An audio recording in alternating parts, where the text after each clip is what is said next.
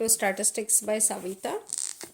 ಇಲ್ಲಿ theory question ಏನು ಮಾಡಬೇಕು ಅಂತ ಭಾಳ ಮಂದಿ ನೀವು ನನಗೆ ಕ್ವಶನ್ಸ್ ಹಾಕಿದ್ರಿ, ಕಮೆಂಟ್ ಹಾಕಿದ್ರಿ. ಅದ್ರ ಪ್ರಕಾರ ನಾನು ಈಗ ವಿಡಿಯೋ ಮಾಡ್ತಾಯಿದ್ದೀನಿ. Theory questions 1 mark and 2 marks. 1 and 2 marks ನಾನು ಒಂದು ವಿಡಿಯೋ ಮಾಡಿದ್ದೆ, ಆಬ್ಜೆಕ್ಟಿವ್ ಟೈಪ್ ಕ್ವಶನ್ನು ಮತ್ತು ಫಿಲ್ ಇನ್ ದ ಬ್ಲ್ಯಾಂಕ್ಸ್ ಮಾಡಿದ್ದೀನಿ. ಅದನ್ನು ಈ ಡಿಸ್ಕ್ರಿಪ್ಷನಲ್ಲಿ ನಾನು ಹಾಕ್ತೀನಿ ಲಿಂಕನ್ನು.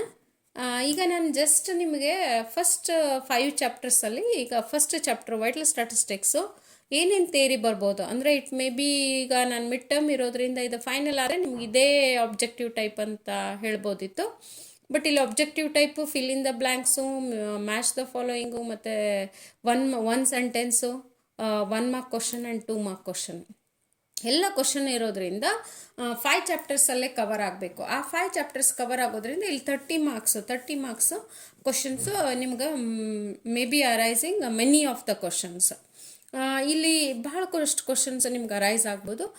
ಯಾವ್ಯಾವುದು ಮೋಸ್ಟ್ ಇಂಪಾರ್ಟೆಂಟ್ ಕ್ವಶನ್ಸು ಅಂತ ನೋಡೋಣ. ಇಲ್ಲಿ ಫಸ್ಟ್ ಬಂದುಬಿಟ್ಟು ನಿಮಗೆ ವೈಟಲ್ ಸ್ಟ್ಯಾಟಿಸ್ಟಿಕ್ಸಲ್ಲಿ ಡೆಮೋಗ್ರಫಿ ಅಂತ ಇದೆ. ಇಲ್ಲಿ ನೀವು ಟೆಕ್ಸ್ಟ್ ಬುಕ್ ತೊಗೊಳ್ಳಿ, ಟೆಕ್ಸ್ಟ್ ಬುಕ್ ಅಥವಾ ಫೇರ್ ಬುಕ್ ಇಟ್ಕೊಳ್ಳಿ, ಅಥವಾ ಒಂದು ನೋಟ್ ಬುಕ್ ಇಟ್ಕೊಂಡ್ಬಿಟ್ಟು ಮಾರ್ಕ್ ಮಾಡ್ತಾ ಹೋಗಿ, ನಾನು ಹೇಳ್ತಾ ಹೋಗ್ತೀನಿ.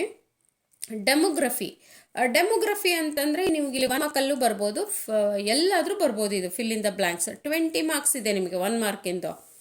2 ಮಾರ್ಕ್ಸಿಂದು ಅಲ್ಲಿ 10 ಮಾರ್ಕ್ಸ್ ಬರುತ್ತೆ. ಟೋಟಲ್ ನಿಮಗಲ್ಲಿ 30 ಮಾರ್ಕ್ಸು 80 ಮಾರ್ಕ್ಸಲ್ಲಿ. ದಟ್ಸ್ ವೈ ಇಲ್ಲೇ ನೋಡಿ, ಇಲ್ಲಿ first question, the statistical study of human population is called demography. ಇಲ್ಲಿ statistical study of human population is called ಅಂತ ಕೊಟ್ಬಿಟ್ಟು ನಿಮಗೆ 4 ಆಪ್ಷನ್ ಕೊಡ್ಬೋದಲ್ಲಿ, biometry, econometrics or demography, psychometry ಅಂತ ಹಿಂಗೆ ಕೊಟ್ಬಿಟ್ರೆ ನೀವು if have to write it as a demography. Then define demography ಅಂತ 1 ಮಾರ್ಕ್ ಸೆಂಟೆನ್ಸಲ್ಲೂ ಕೇಳ್ಬೋದು, ಅಥವಾ ಫಿಲ್ ಇನ್ ದ ಬ್ಲ್ಯಾಂಕ್ಸಲ್ಲೂ ಕೂಡ ಡ್ಯಾಶ್ ಅಂತ ಕೊಡ್ಬೋದು ಇಲ್ಲಿ. ಓಕೆ, ಇದನ್ನು ನೀವು ಇದೊಂದು ಸೆಂಟೆನ್ಸ್ ಇಲ್ಲಿ ಫಸ್ಟ್ ನೋಡ್ಕೊಳ್ಬೇಕಾಗ್ತದೆ. Statistical study of human population is called as a demography.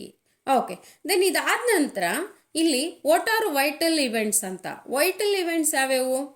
Berths, marriage, divorce, sickness, deaths, these are vital events. What are vital events ಅಂತ ಬಂದಾಗ birth, death, marriage, divorce, sickness ಇದೆಲ್ಲ vital events ಆಗುತ್ತೆ. ಇದೊಂದು ನೆನ್ಪಿಟ್ಕೊಳ್ಳಿ, ಯಾಕಂದರೆ ಇದರಲ್ಲಿ ಕೇಳ್ಬೋದು ನಿಮ್ಗೆ 1 ಮಾರ್ಕಲ್ಲೂ ಕೇಳ್ಬೋದು. ಇದನ್ನು 2 ಮಾರ್ಕ್ಸ್ ಇದು 1 ಮಾರ್ಕಲ್ಲೇ ಕೇಳ್ತಾರೆ, 2 ಮಾರ್ಕ್ಸಲ್ಲ. Okay, then define vital statistics. Define vital statistics ಅಂದಾಗ ಇಲ್ಲಿ 2 ವೈಟಲ್ ಸ್ಟ್ಯಾಟಿಸ್ಟಿಕ್ಸ್ ಡೆಫಿನೇಷನ್ ಇದೆ. ಒಂದು ಬೆಂಜಮಿನ್ ಅವ್ರದ್ದು, ಒಂದು ನಿಮಗೆ ಜನರಲ್ ಆಗಿ ವೈಟಲ್ ಸ್ಟ್ಯಾಟಿಸ್ಟಿಕ್ಸ್ ಡೆಫಿನೇಷನ್ ಇದೆ. ನೀವು ಎರಡು ಸೇಮು, ಒಂದೆಂದರೆ ಇದೆ, 2 ಸೇಮ್ ಇದೆ ಡೆಫಿನಿಷನ್ನು. ಒಂದು ಸ್ವಲ್ಪ ಸೆಂಟೆನ್ಸ್ ಮಾತ್ರ ಒಂದು ಸ್ವಲ್ಪ ಚೇಂಜ್ ಇದೆ ಅಷ್ಟೇ, ನೋಡ್ಕೊಳ್ಳಿ ಇದನ್ನು. ಯಾಕಂದ್ರೆ 1 ಮಾರ್ಕ್ ಕ್ವಶನಲ್ಲಿ ಕೇಳ್ಬೋದು ಡಿಫೈನ್ ವೈಟಲ್ ಸ್ಟ್ಯಾಟಿಸ್ಟಿಕ್ಸ್ ಅಂತ. ಓಕೆ, ಈಗ ವಾಟ್ ಆರ್ ವೈಟಲ್ ಇವೆಂಟ್ಸ್ ನೋಡ್ಕೊಂಡ್ಬಿಟ್ರಿ. ಡಿಫೈನ್ ವೈಟಲ್ ಸ್ಟ್ಯಾಟಿಸ್ಟಿಕ್ಸ್ ಅಂದಾಗ ಅವರು ನಾರ್ಮಲ್ ಆಗಿ ಕೇಳಿದರೆ ಇದೇ ಬರೆದ್ಬಿಡಿ. ಬೆಂಜಮಿನ್ ಅಂತ ಪರ್ಟಿಕ್ಯುಲರ್ ಆಗಿ ಮೆನ್ಷನ್ ಮಾಡಿದರೆ ಮಾತ್ರ ಇದನ್ನು ಬರೀಬೇಕಾಗ್ತದೆ. ಯೂಸಲಿ ಯಾವ ಕ್ವಶನ್ ಪೇಪರಲ್ಲೂ ಕೂಡ ಪ್ರೀವಿಯಸ್ ಕ್ವಶನ್ ಪೇಪರಲ್ಲಿ ಇನ್ನೂವರೆಗೂ ಮೆನ್ಷನ್ ಮಾಡಿಲ್ಲ. ಡಿಫೈನ್ ವೈಟಲ್ ಸ್ಟ್ಯಾಟಿಸ್ಟಿಕ್ಸ್ ಅಂತ ಮಾತ್ರ ಕೇಳಿದ್ದು. That is this one, numerical records of analysis and interpretation of a numerical data of a vital events occurring in a human population. Okay, then what are the methods? They may ask for a 2 mark question, that is a registration method and a census enumeration method. Okay, then registration method ಮತ್ತು census method 2 method ಇರೋದ್ರಿಂದ ನಿಮಗಿಲ್ಲಿ 2 ಮಾರ್ಕ್ಸಿಗೆ ಇದನ್ನು ಒಂದು ಕ್ವಶನ್ನು ಬರ್ಬೋದು.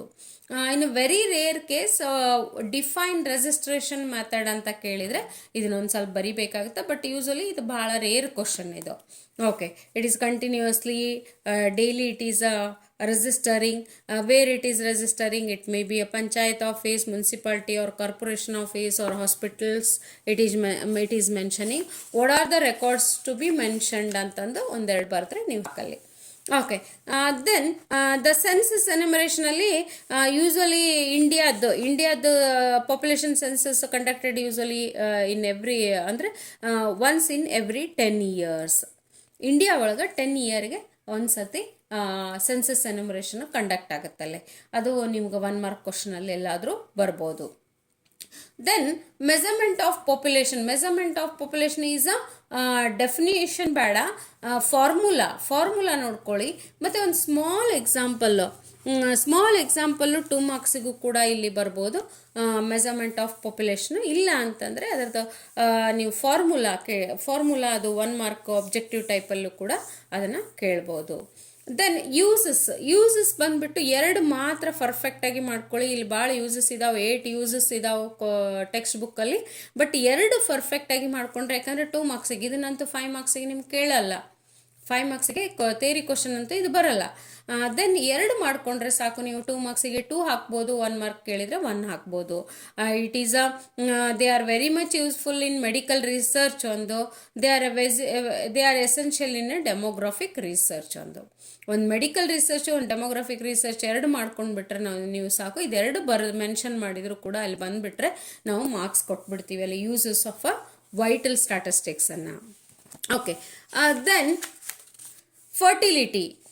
ಫರ್ಟಿಲಿಟಿಯಲ್ಲಿ define fertility ಅಂತ ಬರ್ಬೋದು. Fertility refers to the births occurring to woman of a child bearing age.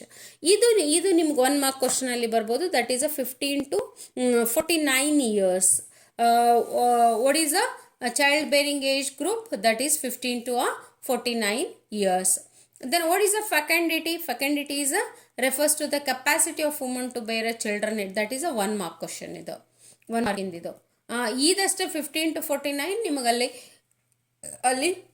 Objective ಟೈಪಲ್ಲಿ ಕ್ವಶನ್ನು ಬರ್ಬೋದು. Then what are the measures of fertility? 2 mark question. That you have to write it as a crude birth rate, general fertility rate, age specific fertility rate and total fertility rate. ಇದೆಲ್ಲನೂ ಕೂಡ ನೀವು ಇಲ್ಲಿ 5 ಮಾರ್ಕ್ಸಿಗೆ ಮತ್ತು ಮಾಡೇ ಬಿಟ್ಟಿರ್ತೀರ. ಹಿಂಗಾಗಿ ನಿಮಗೆ formulas perfect ಆಗಿರ್ತೀರ.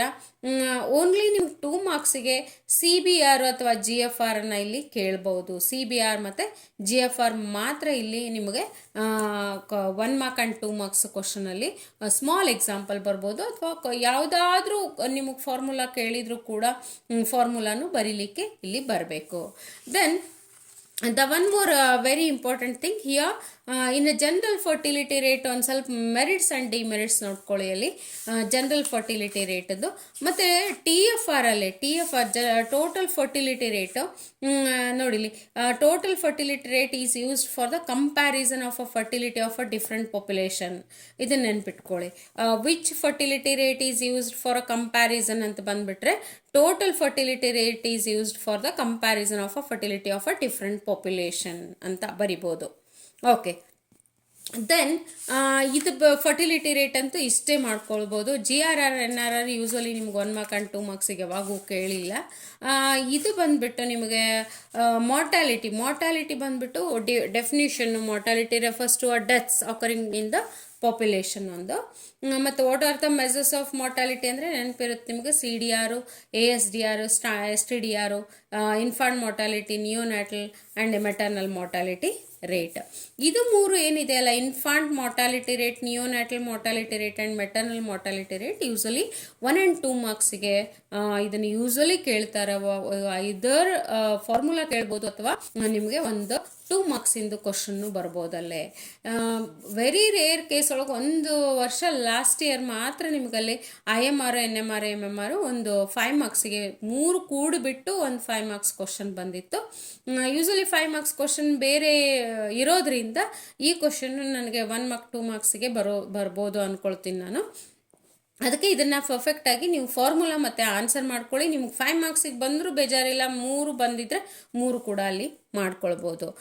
STDR ಮಾತ್ರ ನಿಮಗೆ 10 ಮಾರ್ಕ್ಸಿಗೆ ಬರುತ್ತಿಲ್ಲಿ. ಓಕೆ, ಇದು ನಿಮ್ಗೆ ವೈಟಲ್ ಸ್ಟ್ಯಾಟಿಸ್ಟಿಕ್ಸಲ್ಲಿ ಇನ್ನೊಂದು ಸ್ವಲ್ಪ ಏನು ಬರುತ್ತೆ ಅಂದರೆ theory question. And one more thing, ಈಗ ನೀವು STDR ಒಂದು ಸೆಂಟೆನ್ಸ್ ವೆರಿ ಇಂಪಾರ್ಟೆಂಟ್ ಆಗುತ್ತೆ ಇಲ್ಲಿ. ಎಲ್ಲಿ ಅಂದರೆ it can be used for the comparison purpose. ನೋಡಿಲ್ಲ, ಪಾಪ್ಯುಲೇಷನ್ ವಿಚ್ ಹ್ಯಾಸ್ ಇಲ್ಲಿದೆ ನೋಡಿ.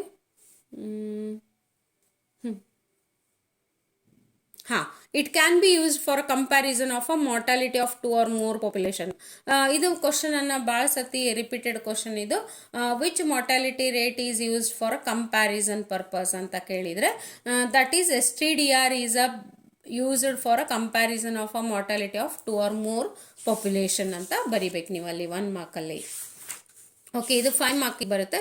ಮತ್ತು ಲೈಫ್ ಟೇಬಲ್ ಬಂದುಬಿಟ್ಟು definition life table what is life table is a tabular presentation of a numerical data describing the mortality experience of a ಕೋಹರ್ಟ್.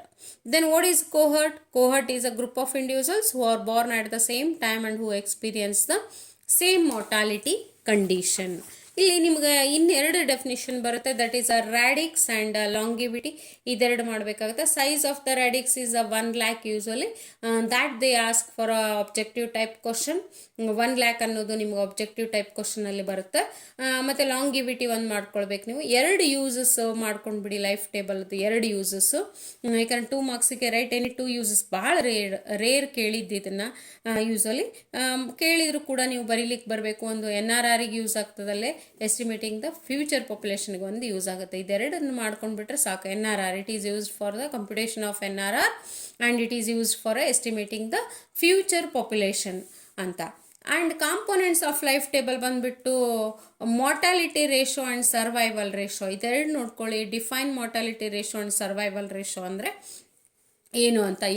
ಎರಡೇ ಸಾಕು ಕಾಂಪೋನೆಂಟ್ಸಲ್ಲಿ ಇದೆರಡು. ಮತ್ತು expectation of life ಒಂದು ನೋಡಿಕೊಂಡ್ರೆ ಅದು ಒಂದು ಸಾಕು. ಇದು expectation of life. Okay, then 1 mark 2 ಮಾರ್ಕ್ಸಲ್ಲಿ ನಿಮಗಿದು ಬಹಳ ಸಿಂಪಲ್ ಕ್ವಶನ್ ಇರುತ್ತೆ, ಅದೇ ಅಂಥ ಡಿಫಿಕಲ್ಟ್ ಇರಲ್ಲ. DX ಕೇಳ್ಬೋದು ಭಾಳ, ಅಂದರೆ ನಿಮ್ಗೆ DX ಇಲ್ಲ ಅಂದರೆ ಎಕ್ಸ್ಪೆಕ್ಟೇಷನ್ ಆಫ್ ಲೈಫ್. ಇದು 3ರಲ್ಲಿ ಯಾವುದಾದ್ರೂ ಒಂದು ನಿಮಗೆ 4ರಲ್ಲಿ ಒಂದು ಕ್ವಶನ್ ಬರ್ಬೋದು. ಇದನ್ನು ಬಿಟ್ಟು ಬೇರೆ ಕ್ವಶನ್ ಅಂತೂ ಬರಲ್ಲ. ಸರ್ವೈವಲ್ ರೇಷೋ, ಮೋರ್ಟಾಲಿಟಿ ರೇಷೋ ಮತ್ತು LX ಕೇಳ್ಬೋದು, EX ಕೇಳ್ಬೋದು. ಇದು ಒಂದು ನಿಮ್ಗೆ ಲಾಸ್ಟಿಗೆ ಇದೊಂದು ಕಾಂಪೋನೆಂಟ್ಸ್ ಆಫ್ ಲೈಫ್ ಟೇಬಲ್ ಒಂದು ಮಾಡಿಕೊಂಡ್ರೆ ಸಾಕು. ಇದಿಷ್ಟು ತೇರಿ ಪಾರ್ಟ್. ಈಗ ನಿಮ್ಗೆ ಮಿಡ್ ಟರ್ಮ್ ಎಕ್ಸಾಮ್ಗೆ ಭಾಳ ತೇರಿ ಪಾರ್ಟ್ ಬರುತ್ತೆ ಅಂದ್ಕೊಳ್ತೀನಿ. ಯಾಕಂದರೆ ಇದೇ ಕ್ವಶನ್ 5 ಚಾಪ್ಟರ್ಸಲ್ಲೇ ತೆಗೆಯೋದ್ರಿಂದ ನಿಮ್ಗೆ ಫುಲ್ ಕವರ್ ಆಗಿಬಿಡ್ಬೇಕು. ಇದು ವೈಟಲ್ ಸ್ಟ್ಯಾಟಿಸ್ಟಿಕ್ಸ್ ಮಿನಿಮಮ್ ನಿಮ್ಗೆ 23 ಮಾರ್ಕ್ಸಿಂದ ನಮ್ಮ ಬ್ಲೂ ಪ್ರಿಂಟ್ ಬಂದಿದೆ. 20 ಮೇಲ್ ಮಾರ್ಕ್ಸ್ ಕವರ್ ಆಗುತ್ತೆ ಇಲ್ಲಿ. That's why you have to be cover these all things. Okay students, ಈಗ ನಿಮ್ಗೆ ಯಾವುದಾದ್ರೂ ಮತ್ತೆ ತೇರಿ ಕ್ವಶನ್ ಅಂದರೆ ನಾನು ಮಾಡ್ತೀನಿ ಬೇರೆ ಡಿಫ್ರೆಂಟ್ ವಿಡಿಯೋದಲ್ಲಿ, ಬೇರೆ ಇಂಡೆಕ್ಸ್ ನಂಬರು ಮತ್ತು ಟೈಮ್ ಸೀರೀಸ್ ಇದೇ ರೀತಿ. ನಿಮ್ಗೇನೇ ಅಲ್ಲಿ ಪ್ರಾಬ್ಲಮ್ ಇದ್ದರೂ ಕೂಡ, ನಿಮ್ಗೇನಾದರೂ ತಿಳಿಲಿಲ್ಲ, ಕನ್ಫ್ಯೂಷನ್ ಇದ್ರಿ ಅಂದರೆ ನನಗೆ ಕಮೆಂಟ್ ಮಾಡಿ ತಿಳಿಸಿ. Okay students, hope so you will score all of you out of out. Okay, thank you for watching the video. Subscribe, like and comment the video.